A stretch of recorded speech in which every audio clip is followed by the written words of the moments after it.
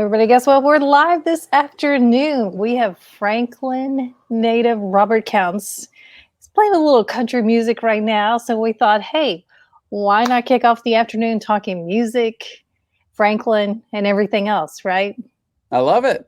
Robert, how's it going today? It's going good. Thank you for having me on, Donna. Yeah, I know. I'm loving. We were just talking about it. I love the little pictures in the background. You got some of the favorites back there: Johnny Cash, George Jones. Keeping it country. Always gotta do it. Hey, tell me, we didn't talk about this before. Did you watch the Asm Awards last night? I did. I caught the first maybe 3/4 of it. I didn't get the ending.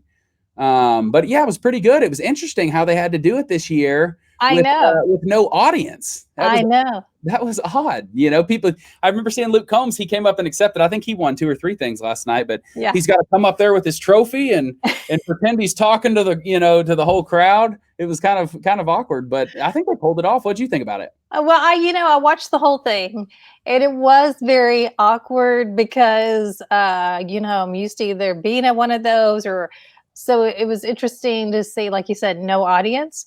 But I mean, for what they had to work with, I thought they did a great job. And they featured several really great venues in Nashville, the Bluebird, the Opry, the Ryman. But it was strange because unless you were at the Opry and they had a presenter to hand you the award, like Luke, you mentioned who was at the Bluebird. I think he got his cool. Yeah. There was like a little pedestal. He just walked over to it and picked it up. Oh yeah, I was just picturing him. Luke, you're gonna walk up there and you're gonna pretend that stool's a person handing it to you, and turn to the audience that isn't there, smile real big, and pour out your heart and how grateful you. I can just imagine it must have been the most awkward thing, but it was good though. Yeah. Did you happen to see the Pink and Keith Urban duet? I did. I love that song. I'm wondering. They were doing something trippy with the background. I know what was going on there. So I heard that it was pre-recorded and they weren't in the same place, but it was so fascinating, wasn't it? How they had those backgrounds, and the screen was pushed together like that. Oh, they weren't in the same room recording that. I did not know that. That's what I heard. I don't know if that's true. Probably should fact check me, but that's what I heard. Oh yeah, I'm gonna fact check that for sure. No, but no, it was awesome. I knew something weird was going on with that cool background and everything. But yeah, it was. I mean, they didn't have much to work with, but they pulled it off. So I thought that was pretty amazing because technology. How fascinating was that? And then Kane Brown towards the end when he was at the Ryman and he brought in the choir and they were up in the second level of the Ryman. I don't know if you missed that part, but. Oh wow, no, I need to go back and watch it. I missed it towards the end. I was just getting a little bit tired. But so you're saying he was on the stage and he had the choir in that balcony area of the Ryman? Is that how he did it? Yeah, so everybody could be spaced out. So it's socially distanced. It's following all the rules. I love it. Yeah. That's good. That would be cool. Yeah. And then Dan and Shay, they brought their little performance. Okay, I got to be honest. Can we just talk about this? Did you see FGL? BK and Tyler, did you see FGL perform? I did not. Where was that at? I think they were at the Opry, but Tyler hurt himself and he's on a scooter. You know, one of those where you got one leg up on the knee on it. Yeah. Did he come rolling out on that? Yes. Oh my God. I think he should get an award just for performing on a scooter. Because it's a good thing he didn't have to wear his mask too. Because what if he's wearing his mask and it's just he just is injured, just rolling out there, just trying to stay alive, guys. And not only did he come out, he moved around a little bit while he was on stage with his scooter, holding his mic. I give him a 10 for that. I mean, for effort. Yeah, that was amazing. I need to go back and catch some of these. I don't know if I just wasn't paying attention. I was kind of cooking dinner and watching. I watch every year. I love the stuff, but it kind of gets monotonous after a while. You kind of know what's coming and everything. But I need to go catch some of those performances. Yeah. You go catch those. Get back to me. We'll have another discussion because clearly I am not prepared for this one. Hey, let's talk about. You said you grew up in Franklin. You kind of got your start in music in Franklin at a local place that we all love, Puckett's. Tell us about that. It's so nice to talk to somebody who knows Puckett's Bar and Restaurant, Love Puckett's. Yeah, a lot of people, I'm doing a virtual radio tour right now, and a lot of it's these Zoom type live Facebook, Instagram things. And a lot of people I'm having to explain to what all these great places are. I'm like, if you lived here, you would know it for sure. But Puckett's is kind of where I credit them for giving me my start a little bit, just because they used to do a songwriter thing, like just a weekly, I think it was called Rising Star, where it was like an amateur songwriter competition, and you would write a song and bring it in, and there'd be 24 other people there, and they, it was on a Tuesday night, people would be eating dinner, and all 24 of you would get up 4 at a time and play your song, and just try to, I think a lot of it was based on the crowd applause, or they had the crowd vote maybe or something. And so I went in there, and it was kind of, they wanted you to write country songs was the way they were doing it. So I kind of was bringing country songs in there every week, and just one summer, that summer that I did it, just kind of kept winning as they were whittling the artist down. You start with like 24 people, and it just over the summer kind of you get down to the final 8 and the final 4, and then whoever the winner is. And I ended up winning the competition and meeting a publisher, and part of the prize that they gave you was to get to play a writer's round with some notable songwriters. So I met Jeremy Spillman and Trent Willman, I think, were the 2 guys that I got to play with, and it just big time songwriters, and it was just surreal for me. But yeah, that was my first taste of the Nashville music scene, was just coming in as a songwriter. Yeah.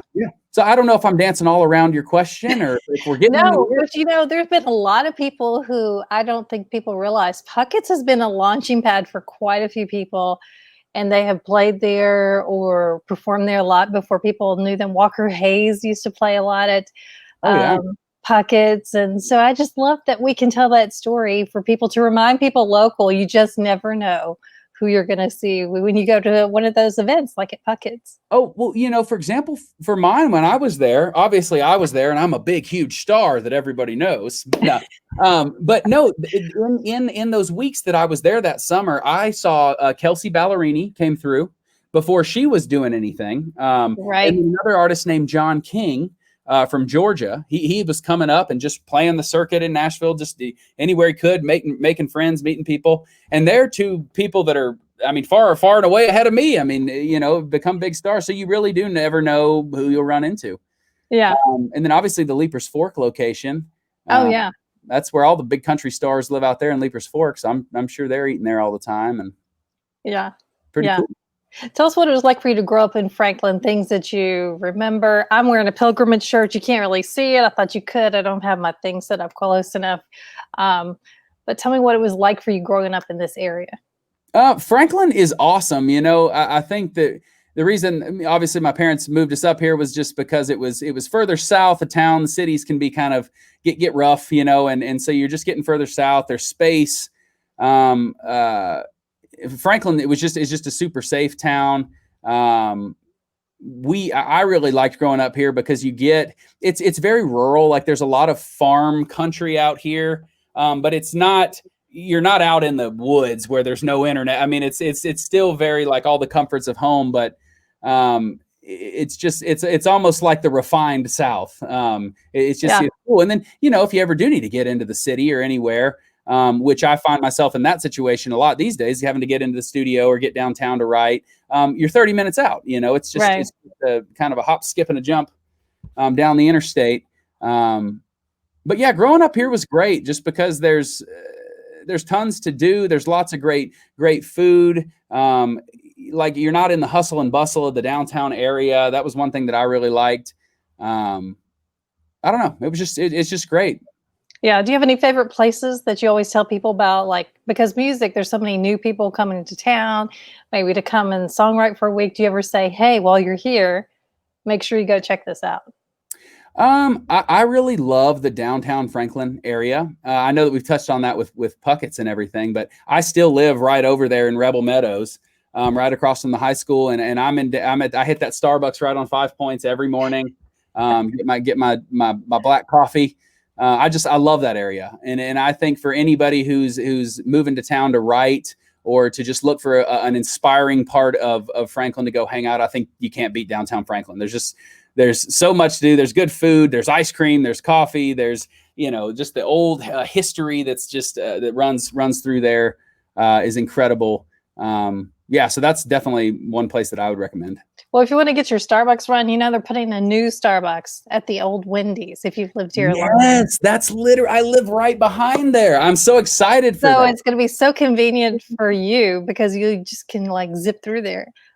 Granted, I love walking down Main Street if you want to get out of your car, but on those days when it's rainy or cold, Yeah, the drive-through. And that's what I'm interested to see. My girlfriend and I were talking about that. The Starbucks drive-through. Are they going to have enough room at that Wendy's to manage that? It doesn't seem like there's a ton of space there. Oh, I see what you're saying, because it could easily wrap around that building. It could get packed. Starbucks and Chick-fil-A, they have the drive-through. They got to really think about that. Yeah, you're right. Well, Chick-fil-A has a whole thing, man. If you ever get in the Chick-fil-A line and then you don't get out properly, you get back in the line. Have you ever done that? It's a maze, the 2-lane thing, and they've got a little agent out there doing their thing. I love it. That's hilarious. But tell me, so from the Pucketts winning the songwriting event, what happened for you after that? So it was really cool. They gave me $500, which was for me, a kid, who just moved back to town from college, was a big deal, to have a little money in my bank account. And, I met two of those, the two songwriters that I mentioned. I got to play around with them. I also met my first publisher, which was the biggest thing. A guy by the name of Michael Blanton, who is a manager in town, and he's been around the music industry, in all different facets for a long time, and ended up meeting him. He was starting a new publishing company. So he signed me on, paid me a little bit of money to write country music, and to just get my start. And I'm grateful that he did, because my songs have come a long way from when I first started out with that first publishing deal. I go back and listen sometimes, and it's like, why was he paying me for this? Like, it's ridiculous. Do you remember your first song you wrote? My very first song I ever wrote was in the 10th grade, and it was for a class project. We had to express in a creative way. Obviously I went to a Christian school, and it was for a Bible class, and we had to take a story from the Old Testament and express it in a creative way. And I had just learned to play guitar and was, I'm a rock and roll guy. So I brought my guitar to school, and I was going to, set the world on fire with this song I'd written about Abraham or something. And so that was the first song I ever wrote, and I just I got a cool response. I think the kids just my friends thought it was funny that I played guitar, and that's what really encouraged me to keep going with it. So you like that attention? I mean, the girls always like the guys who can play guitar, right? Yeah. Oh yeah, for sure. That it's never a bad thing, So I just got my first taste there in high school, and then, like I said, met that publisher and kind of got into the publishing world, figured out what it takes to be a professional songwriter, and ended up just meeting different people. I met a guy by the name of Jimmy Ritchie, who's been super helpful in my life. He's a guy that producer. He does a little bit of everything. Like I said, this is all his stuff back here. He's a guitar player, and he just really helped take me to that next level as far as just getting connected in town. He was the one that kind of helped me get my foot in the door over at the label at Sony Nashville, and yeah, I mean, once we got in there, and they just fell in love with what I did, and now I'm doing the artist thing as well as writing my own music. So yeah. What has that transition been like, moving from songwriter to artist? Some songwriters don't want to be the artist; they just want to be the songwriter. I totally understand that. I'm a guy, like, I'm pretty extroverted. Like, I like to talk. I like to listen to myself talk. I like to be up on stage dancing and singing and doing the whole thing. But there's also the logical side of me that was looking at it and thinking, can I really make this into a career, a viable way to make money? For me, a guy who wants to get married and have kids and raise a family, obviously, talking about Franklin, I want to settle down here. That's kind of where I want to end up. I didn't know if the artist thing would be the best way to go. I didn't even know if it'd be something that would be in the cards for me. So I jumped in on the songwriting thing, and I think most people do, because it's you go to work, at 10 in the morning, you write till 4 or 5 o'clock, and then you come home. And so that's kind of the way that you do it. But right. Just with the way that the industry's changing, and it's obviously harder to get songs cut. There's a ton of people writing songs, and it's just a very competitive thing that when I was kind of given the opportunity to be an artist, and, you know, really just started with somebody telling me, hey, you have a cool voice. I like the way you sing. Like, have you ever thought about singing your own songs? I mean, you like to be in front of people and cut up and joke around and be the star, you know, why don't you try it? You know, that just kind of lit the fire under me and said, yeah, you know what, I'm going to give it a shot, you know? And I'm glad I did, because it seems like it's working out, and, you know, I may fall flat on my face. It may not amount to anything, but I'm having a good time now, and just going to continue to go through doors as they open up. Yeah. Talking about traveling and performing, you've been on the road with Reinhard, Cadillac 3, a couple of my favorites, Yeah. Easton Corbin. What was it like touring and opening for these people? It's awesome. I mean, everybody you mentioned there was super welcoming. You never know with some of these artists, and you're the new guy, nobody knows you. You always wonder if they'll you know, all right, man, get out of here. This is my dressing room. This is my tour bus. Don't get in here. You know, don't drink that. That's mine. You know, but they were all so cool, super welcoming. It was just a totally pleasant experience, and you know, typically what that looks like is me flying out to whatever city. They take their bus, you know, and I fly out and get a rental car and drive to the set, and, you know, try to go find who's in charge, and then get up and play my 30 minutes, and then take the car back to the airport and go home. It's pretty quick, fast, and easy. But those guys were have all been incredible so far. It's been just kind of a bummer to see everything come to a huge halt here in 2020. I know. I was kind of getting on a roll. I've got a song on the radio now, and then to see all the touring just kind of get stopped has just been not very cool. Yeah, I have to say, in 2020, that's the one thing I missed, is live music. There's something, I like the Zooms, and I'll take it, because that's all we've really got right now. Right. For the television performances. But man, there's something about live music. Well, like you said, your shirt, the Pilgrimage Festival. I mean, that got canceled. Everything's gotten canceled. Live on the Green, even they had to do Live on the Green, which is a Nashville festival that they do every year. You know, had to do it digitally, like in some weird way. I don't know. Maybe it's just the artist in me. I want to be out there, and there's just a different energy, you know, when you're in front of a crowd. I just don't think you can get it out of a Zoom concert, you know. But we're trying. We're doing everything we can. Exactly. It's a good way to stay connected. You mentioned you have a song out. What do I know? What do I know? What do I know? There's a lot of punny things you can do with that title. For sure. Yeah. Finally, after years and years of grinding and trying to figure it out, I have got my song on the radio, and it is slowly making its way up the charts right now, and it's just a very surreal thing to be able to, or season to be in right now, just to be finally here and hearing myself on the radio. Yeah. So tell me the first time you heard that song play on the radio. The first time I heard it play on the radio was on a syndicated late night show called Nights with Elena that's on WKDF, like 103.3 here in Nashville. It played like at 9 o'clock at night, and I was just there with my girlfriend, and that part of it was they were going to interview me and play my song, and so I stayed up and I wanted to hear it in my own car speakers, you know. Yeah. So that was the first time. Wow. So now do you hear it when you're out and about randomly? Do you hear it and you're like, wait, I know that song? Not so much. You know, we're 5 weeks in, and I'm a brand new artist, so it definitely there's a little bit of a break-in period where you just kind of it's working its way, and you just got to let it kind of get familiar to people. So not so much in Nashville, but I'll tell you what, I do get a lot of friends from all over the country where they're playing it, like major markets, like in Ohio, for example, Cincinnati and Columbus, they're playing it. So I have a lot of people, family and friends that are reaching out saying, "Oh my gosh, I heard you today." And so I'm living vicariously through them because it's getting spun a lot more in their markets. And we're just waiting for Nashville to catch up. So yeah, it'll happen. You know, something interesting I saw, your song was came out the first week that Taylor Swift brought out Betty. You guys were up there. I was number 2, and I know this statistic because whenever you're on a list with Taylor Swift, you got to make sure you get this right, because she will correct you. Yeah. So I was number 2 most added that week. I was a little bit nervous because her and I came out at the same time, and obviously Taylor Swift's going to swallow up everything because she's huge. But I was grateful to be the number 2 most added song that week on country radio after Taylor Swift. I was in good company.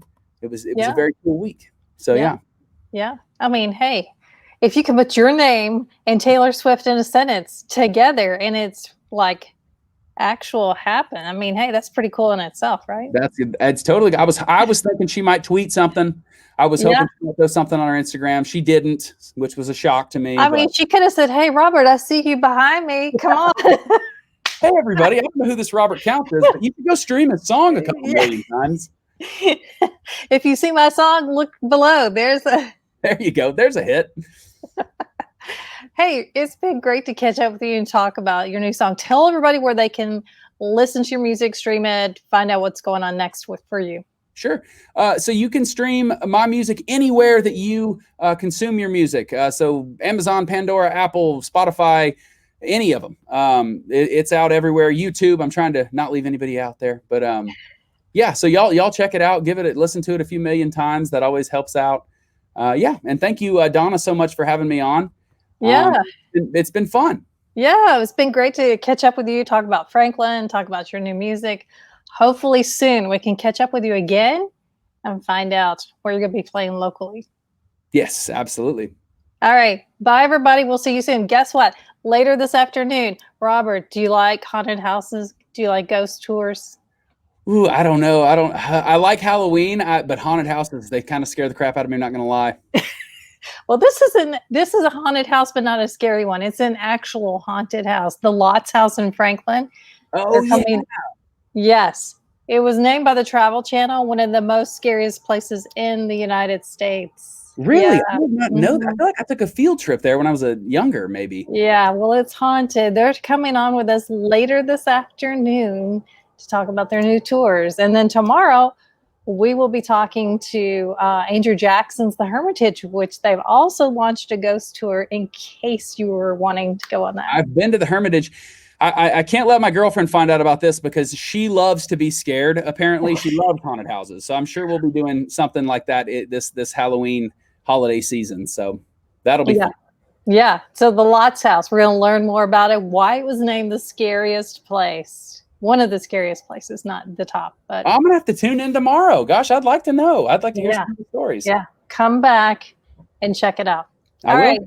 Thanks again. You guys go check out Robert's music, and we will see you soon. Okay. Bye. Bye-bye.